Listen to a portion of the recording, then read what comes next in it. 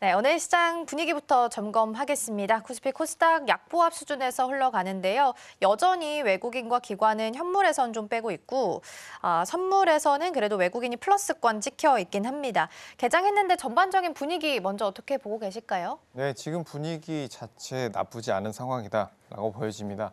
하지만 수급적인 면에서는 크게 회복되는 모습은 보여지지 않고 있는데요. 지금의 이런 흐름들은 아직까지는 개인들의 매수세가 이어지고 있다라는 점에서 전체적인 대형주 위주의 상승 흐름 나오기까지는 아직까지는 부족한 측면이 있다. 수급적인 면에서는 외국인과 기관 매물 어떤 식으로 소화가 되는지 여부 지금은 지켜봐야 하는 시기다라는 점 먼저 말씀드리겠습니다. 네, 전반적인 분위기 먼저 살펴봤습니다. 외국인과 기관 쪽에서 일단 현물 시장에서 좀 많이 빼고 있는 분위기가 감지가 좀 되고 있습니다. 그래도 다행인 건 선물 쪽에서는 플러스권 찍혀 있고요. 어제가 배당 기준일이었기 때문에 어제 배당 받은 만큼 일단 출발 자체는 좀 밀리면서 가고 있다라는 부분 언급을 좀 드리도록 하겠습니다.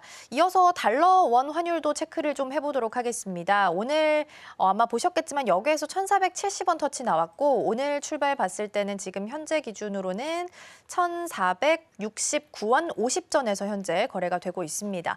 사실 이제 허들을 1,450원 정도로 예상을 했는데 생각보다 이걸 굉장히 빨리 넘어섰습니다. 그래서 한해는 내년에 금리를 인하한다라고 이야기하고 있고 연준은 반대로 금리를 인상할 수도 있다라는 이야기도 나오고 있어서 트럼프 취임하고 나면 1,500원 넘을 수도 있다라는 시각들도 있던데 대표님 어디까지 우리가 예상을 좀 해야 될까요?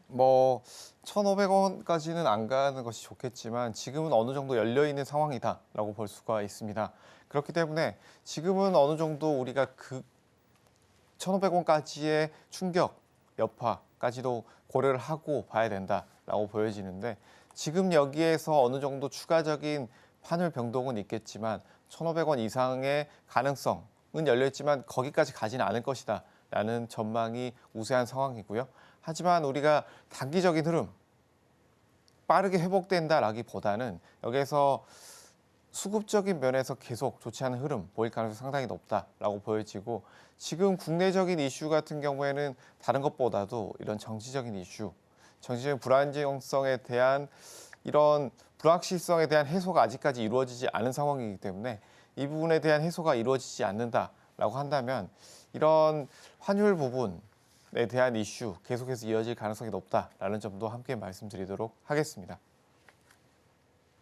네, 환율이 1,500원까지 안 가야겠죠. 사실 지금도 불안한 수급이라서 지금 시각 기준으로 지금 1,470원 다시 터치 나왔습니다. 그래서 외국인 수급이 안 그래도 지금 말라 있는 상태에서 이렇게 환율까지 올라버린다면 더 빠질 수도 있다라는 부분도 염두를 해야 될 것 같고요. 사실 지금도 수급이 굉장히 얇습니다. 근데 여기서 만약에 공백이 더 생기게 된다면 뭐 아니면 신용 미수나 반대 매매 이런 것도 좀 걱정을 해야 될 땐가라는 생각도 한편으로 들긴 합니다. 대표님이 보실 때는 어떠세요? 걱정 안 해도 되는 거예요? 지금은 반대 매매에 대한 걱정은 크게 하지 않으셔도 된다라고 보여지는데 이유 같은 경우에는 급락에 대한 것들이 이미 반영이 됐다라고 보여집니다. PBR 같은 경우에는 0.85, 0.83까지 떨어진 상황이기 때문에 지금에 대한 지금 주가 같은 경우에는 대부분 종목 바닥권에서 지지가 되고 있고 여기서 추가 하락을 우리가 보기보다는 여기서 어떻게 지지가 되고 반등이 되는지 여부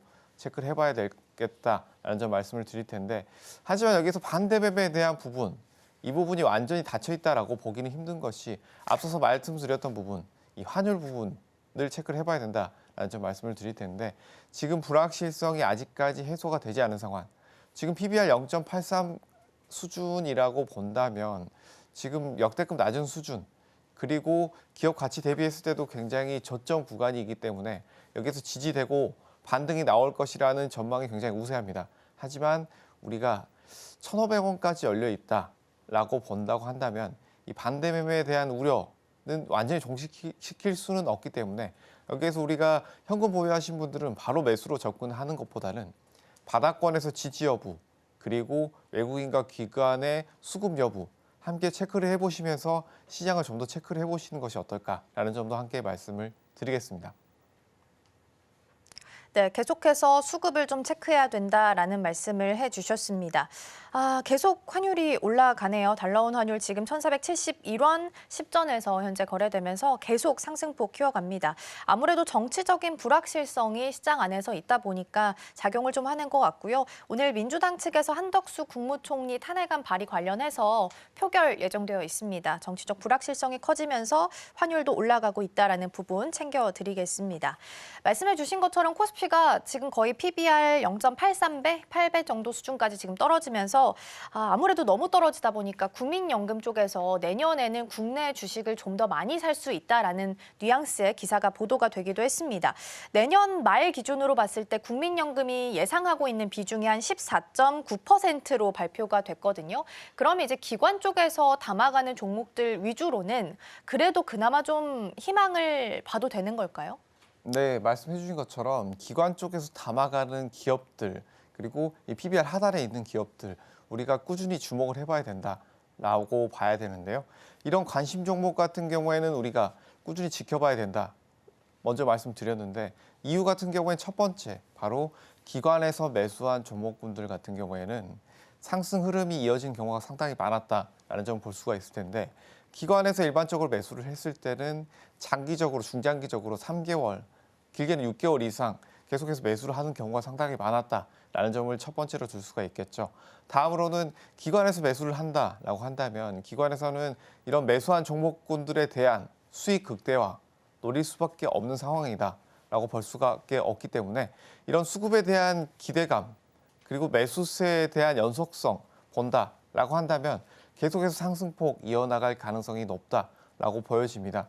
그리고 세 번째로 한 가지 더 체크를 해본다라고 한다면 기관에서 매수하고 있는 섹터들이 다양한 섹터들이 있겠지만 여기에서 우리가 중장기적으로 좋은 흐름이 나오고 있고 그리고 바닥권에서 잘 지지되고 있는 종목군들, 대형주들 위주로 기관이 매수를 하고 있기 때문에 이런 기업들은 기업 밸류업 측면에서도 굉장히 좋은 측면을 가지고 있다라는 측면에서 중장기적으로도 좋은 흐름을 보일 가능성이 상당히 높다라는 점에서 이런 기관에서 담고 있는 종목군들 우리가 충분히 관심을 가져볼 필요가 있다. 대표적으로는 지금 좋은 흐름들을 보이고 있는 조선주들, 고점에서 좋은 흐름들을 계속 이어질 것으로 보여지고 있고, 그리고 대형 반도체주들 중에서도 기관의 매수세가 다시 한번 들어오고 있는 종목군들이 있다라는 점 체크를 해보시는 것이 좋을 것으로 보이고요. 그리고 JP 모건 헬스케어를 앞두고 제약 바이오주들 같은 경우에도 지금 바닥권에서 굉장히 잘 다지고 기관 수급도 어느 정도 다시 들어오고 있는 기업들이 있기 때문에 이 기업들 위주로 한번 체크를 해보시는 것이 좋겠다. 아직까지는 바닥이 확인된 상황은 아니지만 기관이 매수하고 있는, 담고 있는 종목군들은 우리가 꾸준히 관심을 가지고 지켜볼 필요가 있다라는 점 말씀드리도록 하겠습니다. 네, 아직까지 바닥을 확인한 건 아니지만 기관 쪽에서 담아가는 종목들 위주로는 좀 더 긍정적으로 봐도 괜찮다라는 말씀을 좀 해주셨습니다. 내년에 이제 국민연금 쪽에서 좀 더 국내 비중을 높인다라고 하니까 이 부분도 참고해 보시면 좋겠고요. 어제 제가 브리핑에서 전해드린 것처럼 삼성전자가 이제 첨단 패키징 관련해서 소부장단을 가지고 있는 밸류체인을 전반적으로 대대적으로 개편하겠다라는 기사가 보도가 되면서 어제 제가 브리핑으로 전해드렸습니다. 그래서 기존에 이제 1대1 방식으로 삼성전자가 계약을 맺었는데 이제는 1대 다수 방식으로 계약을 맺으면서 밸류체인을 좀 더 확대하겠다라는 뉘앙스의 기사가 좀 보도가 됐었는데, 그럼 대표님 지금까지 삼성향이라고 믿었던 장비들 혹은 소부장단 밸류체인들은 투자자분들 어떻게 대응을 하셔야 될까요? 원전 재검토되면 사실상 수혜볼 수 있는 건 없어지는 걸까요? 다양한 관점으로 볼 수가 있겠죠. 앵커님 말씀해 주신 것처럼 기존의 소부장제주들, 삼성에서 다각화한다라고 했을 때 이 다각화한다고 한다면 기존에 독점적으로 공급했던 기업들 그리고 매출이 많이 나오고 있던 소부장 업체들 같은 경우에는 아무래도 매출이 감소할 수밖에 없다라고 볼 수밖에 없는 상황입니다. 하지만 우리가 이 점을 악재로만 볼 것이냐? 그렇지 않다라는 점 먼저 말씀을 드릴 텐데, 이런 삼성전자 공급망 변경과 함께 변화가 이루어진다라는 점은 이 점을 통해서 이런 반도체 생태계가 조금 더 좋아질 수도 있다라는 측면을 볼 수도 있기 때문에 삼성전자가 좋아진다라고 한다면 소부장제주들도 함께 좋아질 수밖에 없다. 중장기적인 측면에서는 이 점을 봐야 된다라는 점 말씀을 드리겠고, 이런 변화에 대한 대응 전략 같은 경우에는 단기적으로는 공급사들 흐름이 나쁠 수 있습니다. 하지만 여기에서 지금 삼성전자도 그렇고 이런 공급사들도 지금은 밸류에이션 대비했을 때 굉장히 바닥권에 있기 때문에 이 바닥권에서 어떻게 움직일 것인지 여부 체크를 해볼 필요가 있다. 이런 단기 변화로 크게 하락은 나오지 않을 것이다 라는 점을 염두에 두시고, 이런 바닥권에서 어떤 흐름을 보일 것인지에 대한 대응 전략 가져가 보시는 것이 좋겠다라는 점 말씀을 드릴 텐데, 일단 AI향 반도체주들의 흐름 앞으로 계속 이어질 가능성이 상당히 높다. 이런 미국에서의 엔비디아, 다양한 이 빅3 종목, 빅3 외에도 IT 빅3 외에도 종목군들이 상승 흐름 이어지고 있기 때문에 이런 흐름들이 이어진다면 국내 반도체주들의 흐름도 좋은 흐름들이 나올 수 있다라는 점 말씀을 드리겠고, 하지만 여기에서 우리가 또 한 가지 체크를 해본다면 이런 미국 내에서의 반도체주들, 미국 기업들이 좋은 흐름들이 나온다면 반사이익을 올릴 수도 있고 같이 갈 수도 있겠지만, 이런 흐름들 속에 갇혀서 국내 반도체 업체들의 매출이 감소한다라고 한다면 박스권에 갇혀서 어느 정도 이런 움직임이 길어질 가능성도 상당히 높다라고 볼 수가 있을 텐데, 지금의 이런 박스권을 돌파를 하기 위해서는 기술적인 부분, 그리고 지금 하고 있는 공급망 개편, 이런 다양한 사업 다각화가 필요하다라고 볼 수가 있을 텐데, 기술적인 부분 같은 경우에는 다른 것들보다도 이런 주로 이제 하이닉스 쪽에서 주로 했던 부분, 그리고 삼성전자가 후발로 계속해서 개발하고 있는 부분, 바로 HBM 쪽이라고 볼 수가 있을 텐데, 이 고대역폭 메모리 같은 경우에는 메모리 분야 쪽에서도 굉장히 고부가 가치, 다양한 AI 반도체에 들어가는 이런 고성능 반도체에 들어가는 제품군들에 대한 수요가 계속해서 늘어날 수밖에 없기 때문에 이 부분에 대한 기술 개발, 매출 증가, 이 부분이 향후 이런 국내 반도체 업체들의 향방을 결정짓는 하나의 키가 되지 않을까라는 점까지 함께 말씀을 드리면서, 첫 번째 수급적인 부분, 그리고 고성능 반도체, HBM 부분, 이 두 가지 함께 체크를 해보실 필요가 있겠다라는 점 말씀을 드리겠습니다. 지금 바로 구독을 눌러보세요.